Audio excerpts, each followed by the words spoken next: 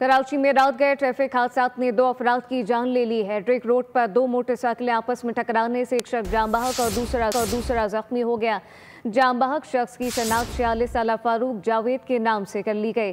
Super highway commander city के करीब truck और रिक्शे में तसादुम हुआ। हादसे में एक शख्स जान बहक और 3 अफराद जख्मी हो गए। तफसीलात खुर्रम गुलजार से जानते हैं। जी खुर्रम।